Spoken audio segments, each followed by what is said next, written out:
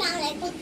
My name is Kara Fatima Yatrabusani Mawaradi. My teacher name is Samina Miss. I study in second A. Maulana Abdul Kalam Azad. Maulana Abdul Kalam was the freedom fighter of India and a political activist. He was born on 11th November 1888 at Makkah in Saudi Arabia. His father's name was Muhammad Faruddin and his mother's name was Alia Muhammad Khairuddin. His birthday is celebrated as National Occupation Day every year in India. He is the Maulana Abdul Kalam Azad.